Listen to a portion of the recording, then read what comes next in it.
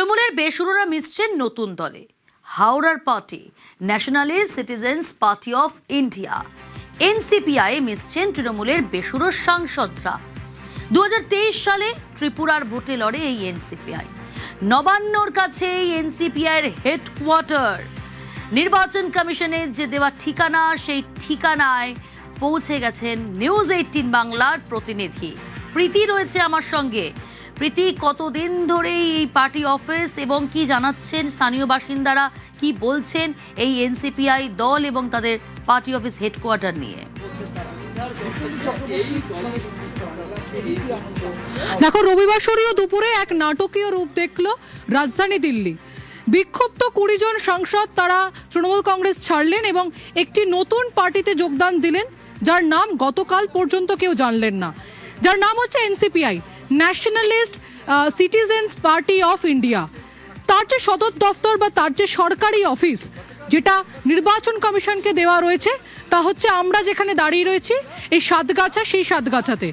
তোমাকে জানিয়ে রাখি, এনসিপিআই এর যারা ফাউন্ডার বলে পরিচিত তারা হচ্ছে শিউলি কুন্ডু এবং তার স্বামী উত্তীয় কুন্ডু। তারা ইতিমধ্যে বাড়িতে নেই, কলকাতায় কিছু কাজের জন্য গেছে।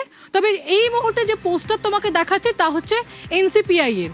এখানে যারা সাধারণ মানুষ, স্থানীয় বাসিন্দা, তাদের বক্তব্য বছর 15 আগে এখানে একটি এনজিও তৈরি হয়। সেই এনজিও পরবর্তীতে ইংলিশ মিডিয়াম স্কুলে কনভার্ট হয়। সেই ইংলিশ মিডিয়াম স্কুলও ঠিকঠাকভাবে যখন চলছিল না, তার কিছু বছর পর এই দম্পতি অর্থাৎ কুন্ডু দম্পতি এই বাড়ির দায়িত্ব নেন এবং তারপরে এনসিপিআই পার্টির জন্ম। এবং 2023 সাল থেকেই মূলত এই এনসিপিআই পার্টির অ্যাক্টিভনেস বলা চলে। ত্রিপুরার যে নির্বাচন হয়েছে সেখানে তারা পার্টিসিপেট করেছিলেন।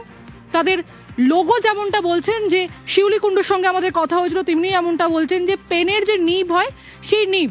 এবং পঞ্চায়েত নির্বাচনেও তার দল এই পশ্চিমবঙ্গের যে সাতগাছা যে পঞ্চায়েত রয়েছে সেখানে পার্টিসিপেট করেছিল।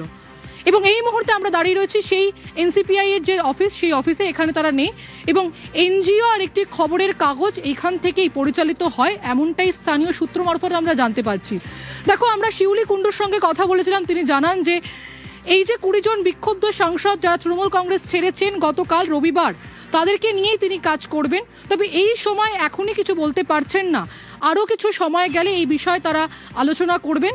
তবে পার্টির তরফে অর্থাৎ এনসিপিআই এর তরফে তাদেরকে গ্রহণ করা হয়েছে এবং পরবর্তীতে রাজনৈতিক যে মতাদর্শ, সেই মতাদর্শ এক হয়ে তারা কিন্তু রাজনৈতিকভাবে কাজ করবে বাংলা তথা ভারতের জন্য। বেশ প্রীতি, শিউলি কুণ্ডুর কি বক্তব্য শুনবো? খবরটা আসছে সেটা ঠিক। হ্যাঁ, পঞ্চায়েতের নির্বাচনে লড়াই ছিল। আমাদের ওই লোগোটা ছিল হচ্ছে ওই পেনের কলমের পেনের কলমের চিহ্ন ছিল, একটা চিহ্ন ছিল।